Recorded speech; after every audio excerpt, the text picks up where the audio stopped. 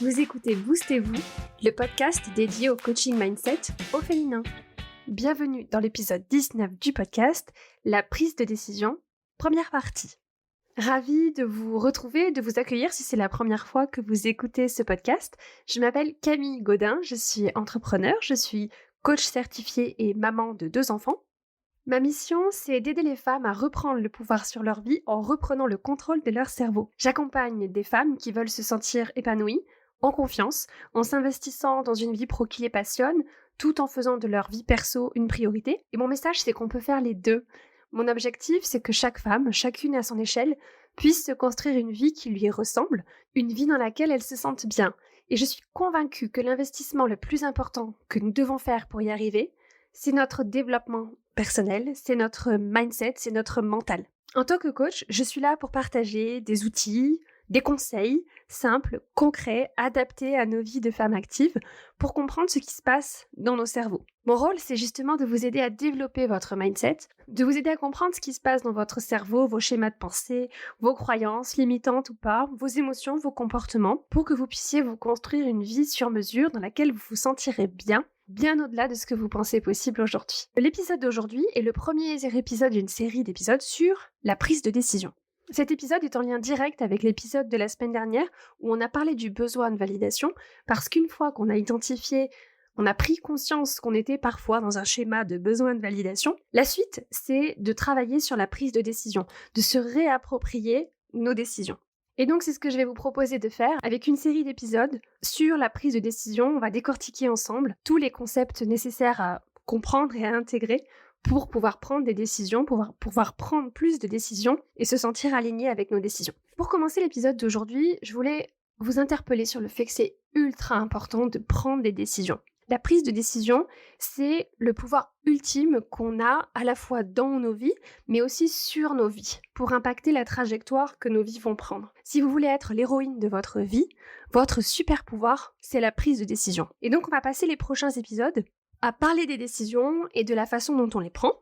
La prise de décision, c'est vraiment le seul moyen pour nous de se créer cette vie qu'on a envie d'avoir, cette vie qu'on a envie de créer, et de réussir à évoluer vers cette vie, de mettre de l'intention dans notre évolution et dans notre parcours de vie. Si on regarde les trajectoires de vie, il se passe quelque chose d'assez surprenant, un peu inexplicable, c'est qu'on prend beaucoup de décisions au début de notre vie, nos choix d'études, nos choix de carrière, nos choix familiaux. Petit à petit, plus on avance dans la vie, plus on vieillit, moins on va prendre de décisions. On va tomber dans des routines, des schémas décisionnels qui sont basés sur les décisions qu'on a prises dans le passé, et on va pas forcément venir re-questionner toutes ces décisions-là qui font qu'on en est là où on en est aujourd'hui. Et le travail que j'ai envie de vous proposer de faire à travers ces épisodes sur la prise de décision va justement vous permettre de reconsidérer le pouvoir que vous avez effectivement sur vos vies. Si on ne fait pas ce travail de reconsidération, on a tendance à tomber dans la croyance qu'on doit faire certaines choses, qu'on doit vivre en fonction des décisions qui ont déjà été prises dans nos vies ou que certaines personnes ont pris pour nous à notre place. Et on a tendance à penser que, en fait, on a déjà pris toutes les décisions importantes dans notre vie et qu'on n'a plus vraiment de décisions à prendre. Ce que j'ai envie de vous inviter à faire à travers l'écoute de ces épisodes, c'est de considérer que rien de tout ça n'est vrai et d'envisager que vous avez la liberté de reconsidérer continuellement toutes vos décisions et toutes vos options. Ce réexamen permanent de nos décisions, non seulement c'est quelque chose qu'on peut faire, mais c'est même quelque chose de recommandé si on veut vivre une vie dans laquelle on se sent bien, si on veut vivre une vie qui nous paraît alignée avec nos envies, avec nos valeurs, avec nos besoins. Et je vous conseillerais même de faire cet examen décisionnel, entre guillemets, au moins une fois par an. D'ailleurs, pour ça, je vous propose un challenge Reboost son année. Pendant 4 jours, vous allez recevoir un mail par jour avec des questions d'introspection. Et la première partie de ce challenge, c'est justement de faire un bilan de nos vies et de faire un état des lieux de toutes ces décisions prises ou non prises, parce qu'on verra aussi que des fois, il y en a des décisions qui sont pas prises, et de se proposer de les réévaluer. Pour en revenir sur le sujet de nos épisodes, donc la prise de décision, j'ai envie de commencer par définir ce que c'est qu'une décision. Je vous avais parlé dans plusieurs épisodes précédents, dont je vous mettrai les références en lien de cet épisode de podcast, du modèle de Brooke Castillo. Le modèle catégorise tout ce qui se passe dans nos vies, tout ce qui nous arrive dans nos vies peut rentrer dans une des 5 catégories suivantes. C'est soit une circonstance, c'est-à-dire un fait, c'est soit une pensée, c'est-à-dire notre interprétation de ce fait, de cet événement, soit une émotion. Une émotion, c'est une vibration dans notre corps qui est déclenchée par nos pensées, Soit c'est une action. Nos actions, c'est l'ensemble de nos comportements, donc ça comprend nos actions, nos inactions, nos réactions, et tout ça, c'est alimenté par nos émotions. Soit, dernier élément du modèle, c'est nos résultats. Nos résultats, c'est la somme de toutes nos actions. Et donc une décision, c'est simplement un engagement envers une pensée, une émotion et une action qui crée un résultat. En d'autres termes, une action engagée qui va être portée par une pensée d'engagement, c'est une décision. Et donc toute nouvelle décision, c'est simplement une décision de croire quelque chose et de s'engager à le penser. Malheureusement, ce qui se passe généralement, c'est que la plupart des décisions qu'on va prendre au début de notre vie sont des décisions qui nous sont soufflées par les autres. On nous enseigne ce qu'on doit croire, ce qu'on doit penser, les choix qu'on doit faire en termes d'études, en termes de carrière, en termes de normes sociales, en termes de choix amoureux, etc. Au début de nos vies, on n'a pas forcément la capacité de remettre en question ce qu'on nous enseigne. Alors on va assumer les décisions de nos parents, de la société, de nos professeurs, sans même s'en rendre compte et sans se poser de questions.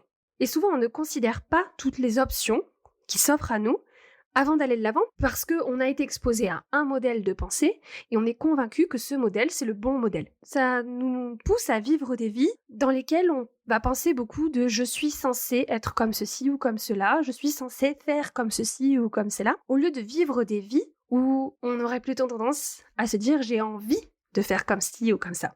Et donc quand on commence à réfléchir à la question de la décision, en fait ça nous amène à réfléchir à un niveau beaucoup plus profond sur, au final, tous nos processus de décision. Et on peut commencer à se demander pourquoi est-ce qu'on prend les décisions qu'on prend ?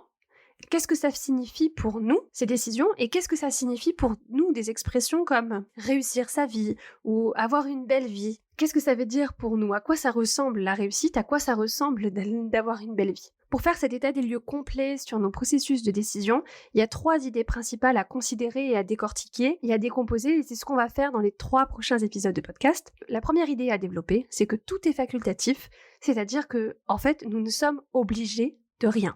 La deuxième idée, c'est qu'il n'y a pas de bonne ou de mauvaise décision, on en parlera dans l'épisode de la semaine prochaine. La troisième idée, c'est que plus on prend de décisions, consciemment, intentionnellement et délibérément, mieux c'est. C'est le concept qu'on développera dans le 3e épisode de cette série. Donc le concept qu'on va décortiquer aujourd'hui, c'est le concept de tout est facultatif. La pensée, la croyance la plus douloureuse émotionnellement, la plus inconfortable que je rencontre chez les personnes que j'accompagne, c'est la pensée du « je n'ai pas le choix ». Cette pensée, elle nous coince dans la souffrance parce qu'elle nous donne l'impression qu'on doit continuer à vivre selon nos décisions négatives, entre guillemets, qu'on a prises par le passé. Et quand on est dans cet état d'esprit-là, on se retrouve à vivre une vie faite de contraintes, une vie qui ressemble à une interminable liste de choses que je dois faire. On se retrouve à vivre une vie de to-do list, de choses à faire. Et c'est là que c'est vraiment important de se rappeler qu'on est obligé de rien. On a un libre arbitre total sur la façon dont on vit notre vie. Alors là, vous allez me dire, oui, mais il y a quand même des événements parfois qu'on subit. Je suis complètement d'accord avec vous, effectivement.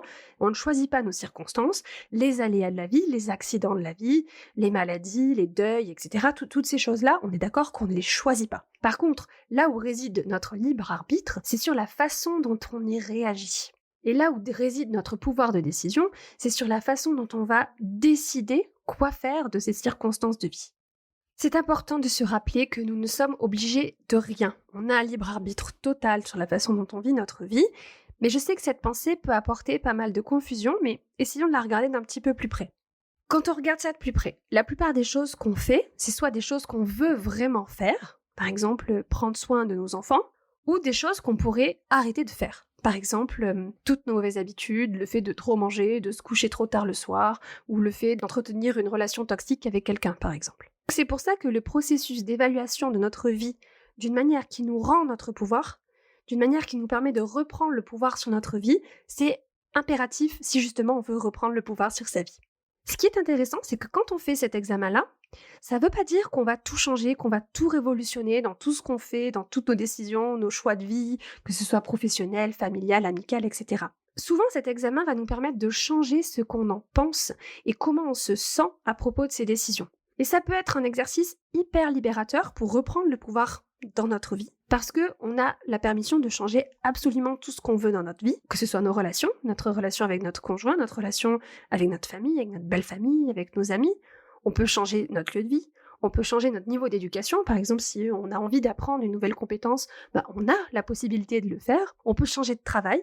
On peut changer notre corps en changeant notre alimentation, notre hygiène de vie. Si on n'est pas sportif, on peut se mettre au sport et changer notre corps. On peut changer nos croyances en faisant un travail sur notre développement personnel, sur notre mindset. On peut changer notre futur, en fait, en faisant tout ça. L'idée ici que je veux vraiment vous aider à envisager, c'est qu'on n'est pas obligé de vivre et de continuer à vivre en fonction des décisions qu'on a prises par le passé. Et on n'est pas non plus obligé de se conformer à l'idée que les autres se font de ce que devrait être notre vie. Donc ça inclut nos parents, nos amis, nos proches, notre pays, notre culture, voire même notre religion parfois. Tout est un choix et tout est notre choix. La question ultra puissante qu'on peut se poser, c'est est-ce que je choisirais encore ça aujourd'hui ?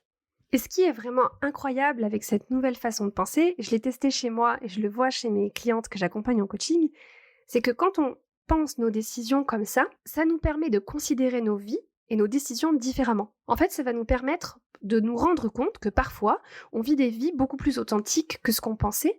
Et si on nous demande de reconsidérer, par exemple, nos relations, notre lieu de vie, nos relations familiales, notre travail, quand on examine tout ça, au final, on peut se poser la question, mais en fait, dans combien de ces domaines de vie, j'ai déjà tout ce que je voulais vraiment ? Alors, on peut penser qu'en fait, on voulait quelque chose de différent, mais parfois, c'est juste une illusion. Et parfois, on peut en arriver à se sentir coincé sans raison. Je vais vous partager un exemple personnel. Moi, j'ai vécu ce sentiment dans ma vie de jeune maman. Et je l'ai vu souvent chez mes clientes aussi, et c'est un exemple que je vois chez beaucoup de jeunes mamans. Cette impression d'être coincée et d'être obligée de s'occuper de ses enfants, alors qu'on a d'autres projets, d'autres aspirations. Puis en ce qui me concerne, j'ai réalisé qu'en fait, je n'étais pas obligée de m'occuper de mes enfants. Qu'il y a des parents qui ne le font pas, ou en tout cas qui ne le font pas avec le niveau d'exigence que je m'étais imposé à moi-même. Et je pouvais choisir de ne pas le faire. Par exemple, je pouvais choisir de ne pas cuisiner des légumes à tous les repas à mes enfants. Je pouvais choisir de les faire garder plus. Je pouvais choisir de déléguer certaines parties de l'éducation de mes enfants. Et en fait, de me rendre compte de ça, ça a été une prise de conscience ultra libératrice. Et j'ai pu arrêter de me mentir à moi-même avec mes pensées du style « il faut que, je suis bien obligée de m'occuper de mes enfants ». Et j'ai réalisé que m'occuper de mes enfants, c'était en fait un choix que je faisais et que je refais quotidiennement. Et c'est bien une décision consciente et définitive que je prends et pas une obligation.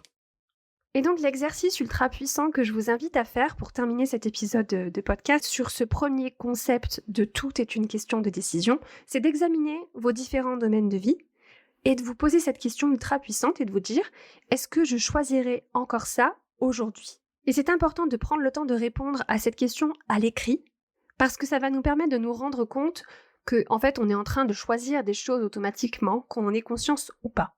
Et quand on ne prend pas la décision de changer quelque chose, en fait, on choisit de continuer dans la voie du non-changement. Et dans de nombreux domaines de vie, ça peut être bénéfique et souhaité, mais c'est probable aussi qu'il y ait des domaines de vie dans lesquels ça nous paraît pas souhaitable. Voilà, on va terminer là-dessus pour aujourd'hui, sur cette notion du tout est facultatif.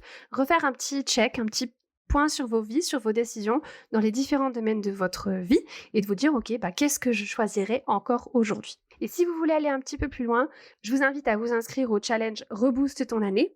C'est un challenge qui est complètement gratuit. Pendant 4 jours, vous recevrez un mail par jour avec des exercices d'introspection pour vous permettre à la fois de faire un bilan de là où vous en êtes, pour vous permettre de créer la vision de ce vers quoi vous avez envie d'aller et pour vous aider à créer un plan d'action pour réussir à atteindre cet objectif. Donc je vous mettrai le lien en description de cet épisode de podcast. On se retrouve la semaine prochaine pour continuer à parler de cette thématique de la prise de décision et on abordera un concept sur lequel il y a souvent pas mal de résistance. On parlera du fait qu'il n'y a pas de bonne ou de mauvaise décision. On se retrouve la semaine prochaine pour décortiquer ce concept. D'ici là, je vous souhaite une belle journée, après-midi, soirée, nuit, en fonction du moment où vous écoutez cet épisode de podcast. Et puis je vous dis à la semaine prochaine. Bisous! C'est la fin de cet épisode. Si vous entendez ce message, c'est que vous êtes resté jusqu'au bout et pour ça, je vous remercie du fond du cœur. Si cet épisode vous a plu, plusieurs options pour soutenir le podcast. Vous pouvez laisser un avis 5 étoiles sur Apple Podcast ou sur Spotify. Vous pouvez partager cet épisode, le podcast, autour de vous à toutes les personnes à qui il pourrait être utile. Vous pouvez aussi vous abonner au podcast sur la plateforme d'écoute de votre choix et vous serez notifié des nouveaux épisodes chaque semaine. Vous retrouverez sur le site internet wonderfulmaman.com les notes de l'épisode avec des liens vers les ressources dont je vous ai parlé Et si ce que vous avez entendu ici vous a plu, rejoignez la newsletter de Boostez-vous. Vous y retrouverez mes meilleures astuces, mes conseils, des coups de boost et plein de contenus exclusifs. On se retrouve pour un nouvel épisode la semaine prochaine. D'ici là, je vous souhaite une belle semaine. Je vous dis à la semaine prochaine. Bisous!